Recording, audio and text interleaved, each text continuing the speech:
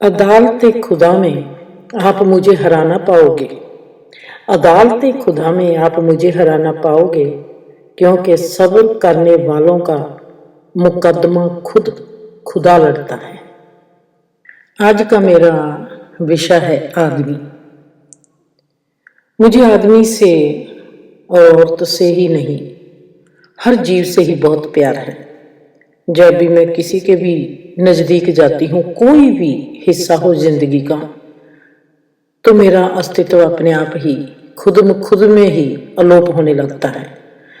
जैसे मुझको मेरा औरतपन बहुत ही प्यारा लगता है, वैसे ही मैं देखती हूँ कि जब भी मैं किसी आदमी को देखती हूँ, जो उसकी आदमियत है, उसका जो स्वभाव होता है कि आदमी कैसा है, औरत कैसी है, उसका जो स्वभाव है उससे भी बहुत ज्यादा प्यार है। आदमी की गुण रूपता का जो बल है, वैसे ही औरत की शीलता की जो नाजुकता है, वो मुझको सदा ही पिघला देती है। आज मैं ज्यादा बात कर रही हूँ आदमियत की। आदमी का जो मानसिक तल है, औरत के मानसिक तल से बहुत ही ज्यादा सहज और सरल है। आदमी की आदमियत, वाह माशाअल्लाह, बहुत ही खूबसूरत है। सच कहती हूँ, औरत से कहीं ज्यादा आदमी की जो आदमियत है, उसकी खूबसूरती है। औरत अपने आप को सजा के सवार के पेश करती है। आदमी को सजना संवरना नहीं होता, वो जैसा है उसके पास कुदरती शरीर का बल है, औरत के पास कुदरती मानसिक बल है। औरत अपने शरीर को सजाती है, आदमी अपने मन को सजाता है। आपने देखा है, हम कुदरत में देखेंगे, आपने भी देखा है, मैंने भी देखा है, जो पुरुष तत्व है वो बहुत खूबसूरत बनाया है, औरत से एक कदम आगे है। मोर को हमने सबने देखा है, फिर तोते को देखा है। कोई भी फीमेल गीत नहीं गाती। हमने सुना है कि कोयल की आवाज प्यारी है, पर जैसा तोता है जो मेल है वो गीत गाएगा, जो फीमेल है वो कोई गाएगी। मोर जो है वो पैल पाएगा, फीमेल है जो वो पैल नहीं पाएगी। मोर के कल की होगी। आपने देखे होंगे तोते, उनके चेहरे डिफरेंट होते हैं और औरत का चेहरा डिफरेंट होता है। क्योंकि मेरे पास 15 साल से एनजीओ है परिंदों की और जानवरों की। मैं इनका देखती हूँ बिहेवियर, जैसे नहीं कि इनका बिहेवियर किसी इंसान से अलग है, इन सभी का बिहेवियर एक जैसा ही है। और कुदरती रूप में मैंने जैसे देखा है कि औरत की सुंदरता सदा ही एक सादेपन की खूबसूरती में सजती है, और कुदरती रूप में ही दोनों की जो खूबसूरती है, दोनों के गुणों को प्रकट करती है। आदमी की शख्सियत का अंदाज सदा ही होशियारी में उसका गहना बन जाता है, और औरत का गहना बनता है उसकी शीलता। आदमी की खूबसूरती सदा ही उसके हंसते रहने के स्वभाव में खिल जाती है, और औरत की वो ही खूबसूरती उसकी शर्माती हुई मुस्कान में खिलती है। आपको जो मैं हिंट देती हूँ, आप अगर इनमें गौर करेंगे, जो नतीजा होगा वो एक ही होगा, कोई भी फर्क नहीं होगा। और आप जब इनको बहुत ही गहरे से होश से मेरे अल्फाजों को देखेंगे और उनको एक दूसरे के साथ कंपेयर करेंगे, जो रिजल्ट आएगा उनका एक जैसा ही आएगा। चाहे कह दो कि एक ही नंबर आएगा, चाहे कह दो 0 ही आएगा, चाहे कह दो 10 ही आएगा, चाहे कह दो 100 ही आएगा, दोनों का जो इक्वल होगा सेम होगा। जैसे मैं आपको कहती हूँ, आदमियत की खूबसूरती सदा ही उसके हंसाते रहने का जो स्वभाव है। जब आदमी खूब मजाक करता है और उच्ची से हंसता है, उसका जो स्वभाव है, उसमें जो वो उसकी आदमियता खिलती है, वो ही शख्सियत औरत की जब वो शर्माती हुई सिर्फ हल्की सी मुस्कान देती है, क्योंकि आदमी का ऊंची से हंसना, औरत का हल्के से मुस्कान के साथ शर्माना, ये दोनों को अगर इक्वल करोगे तो दोनों की खूबसूरती का जो राज है आपकी समझ में आएगा। आपको हैरानी होगी कि अगर आप मेरे से पूछोगे कि जे आपने कैसे देखा, कब देखा, क्या जे आपका एक्सपीरियंस है या जे आपने सुना ही हुआ है। जो आदमियता की खूबसूरती को मैं बयान करती हूँ, जे जो मैं बात करती हूँ, मेरी जिंदगी के दो इंसान हैं जिनको मैंने बहुत ही नज़दीकी से देखा है और जिनके साथ मेरे अच्छा रिश्ता भी है, ऐसा ही कह सकती हूँ। और एक आज इस दुनिया में नहीं है और एक अब भी 30 साल से, क्या मैं कहूँ, बहुत युगों से ही मेरे साथ ही है। और उसके साथ जब मेरे सबसे पहले देखा था, ये खूबसूरती मैंने देखी थी अपने नाना में। मैं देखती थी नानी का ऊंची ऊंची हंसना और मजाक करना। उसके बाद मैं नानी को देखती देखती चली गई और आदमी लोगों को देखती थी कि कोई भी आदमी है वो किस खूबसूरती में सबसे ज़्यादा जचता है। मैं बहुत ही ज़्यादा अपने आप में देखती, स्कूल के टीचर को देखती, अपने स्कूल जो मेरे साथ लड़के लोग पढ़ते थे उनको देखती, जहाँ जहाँ भी मेरे को मेरे दोस्त मिले, मतलब कि जिंदगी के हर पड़ाव में, कोई भी कैसा भी पड़ाव हो, जिंदगी का हर हिस्सा, पड़ाव का मतलब हर हिस्सा, जिंदगी के हर हिस्से में कहीं पर भी औरत मिले, जो आदमी मिले, क्योंकि जब हम किसी भी चीज की खोज करते हैं तो हम जिंदगी के हर हिस्से में से ही उस खोज को ढूंढते हैं और वो चीज हमारी नजर से कभी भी इधर उधर नहीं हो सकती, हमारी नजर उस पर पड़ेगी ही पड़ेगी।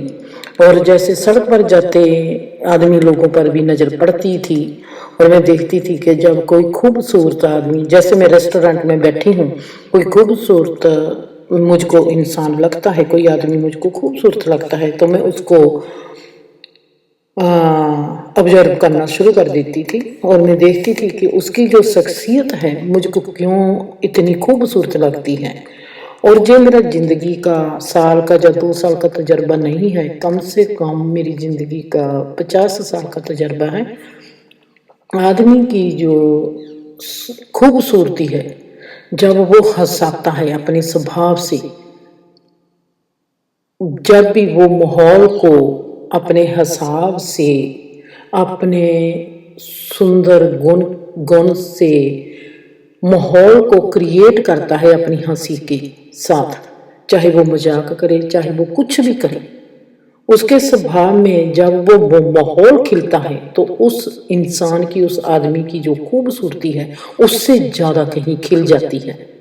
अगर वैसे ही जोर से औरत हंसती है, वो इतनी नहीं खिलती जितनी औरत की हल्की सी मुस्कान और शर्माता हुआ एहसास उसको खिलाता है, खिल जाता है।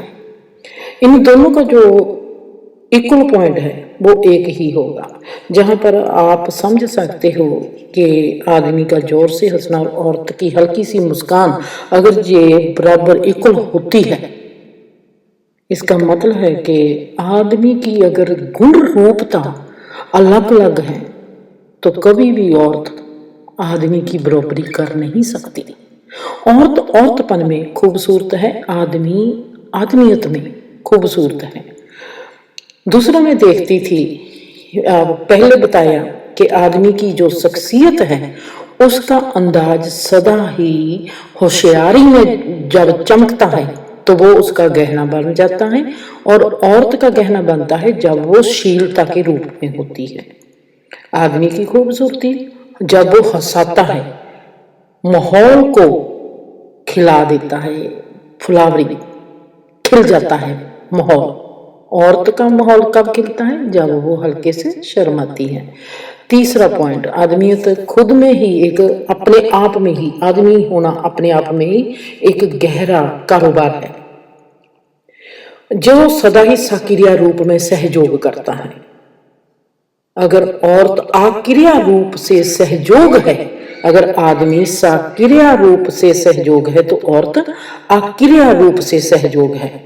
अगर ये दोनों का गहरा योग जो समझ में आ गया किसी एस्ट्रोलॉजर को या किसी भी इंसान को या किसी भी विद्वान को, अगर वो देखेगा कि ये आदमी अपने आप में ही सक्रिय रूप में सहयोग देने वाला है, और अगर उसको जो उसकी बीवी है वो अक्रिय रूप में सहयोग देने वाली है, दोनों का जो गहरा योग है जो मिलता कभी कभी है, कहते हैं ना जोड़ियां जग थोड़ियां, ये मिलता कहीं कहीं पर है। जब ये योग है सक्रिय रूप में आदमी अक्रिय रूप में औरत हो जाती है, तो जहां पर जो जो योग बनता है वो 4 डिमेंशन का योग बनता है। उसको राज योग भी पता नहीं कौन कौन सा योग कहते हैं।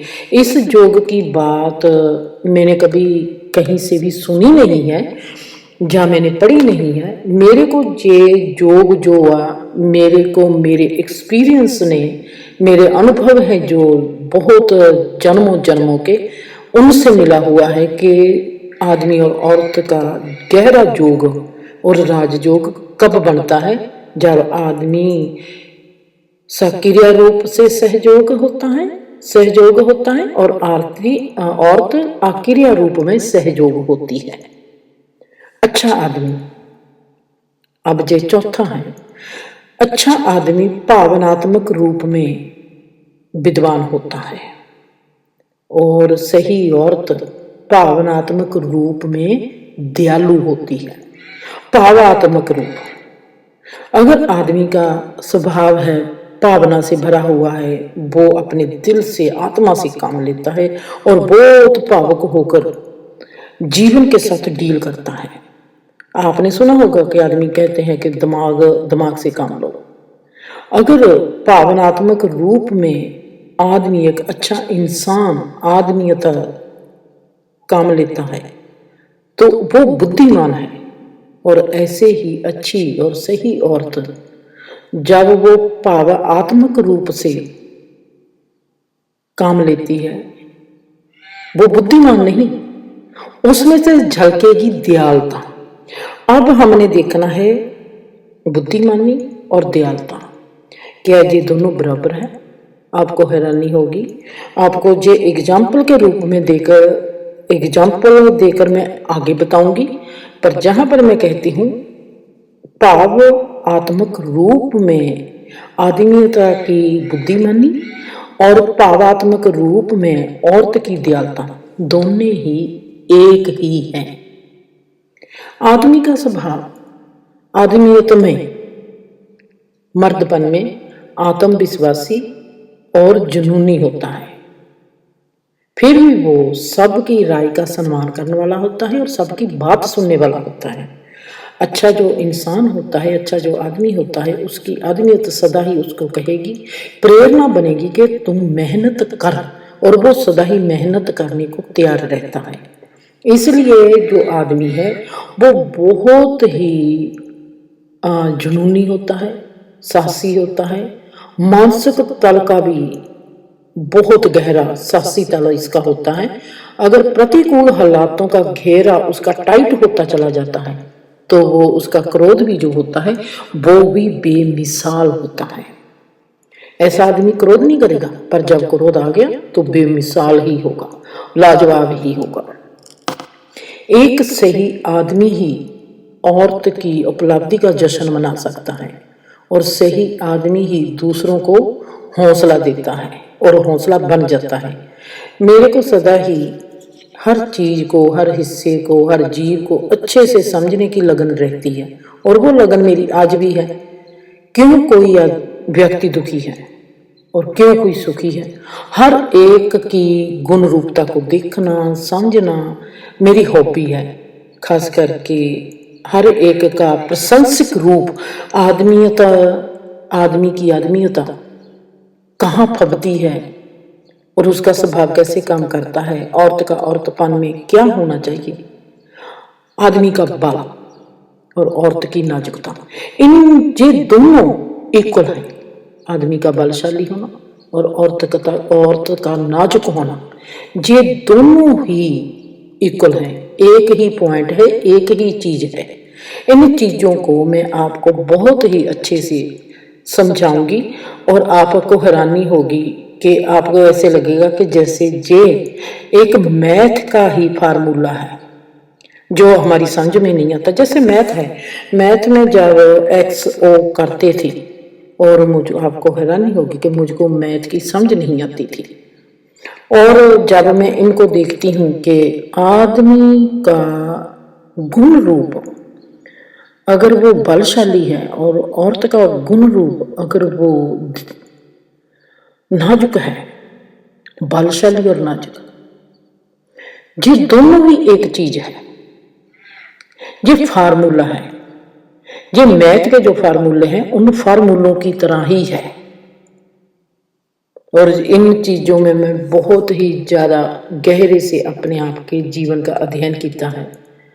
मेरा बाप कैसा है, मेरा भाई कैसा है, मेरे दोस्त कैसे हैं, राह में चलता हुआ मुसाफिर कैसा है, सबको देखना और समझना। व्यक्ति का किरदार रूप जब मुझको समझ आने लगती है तो मुझको साफ साफ दिखाई देने लगता है कि इस इंसान के पास ये गुण है तो ये इंसान कैसा होगा और इसका जीवन कैसा होगा।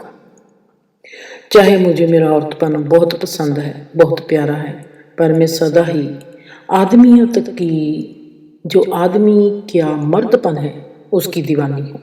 चाहे मुझे आज़ादी प्यारी है, पर मुझे प्यारे रिश्तों की गुलामी सदा ही स्वीकार है।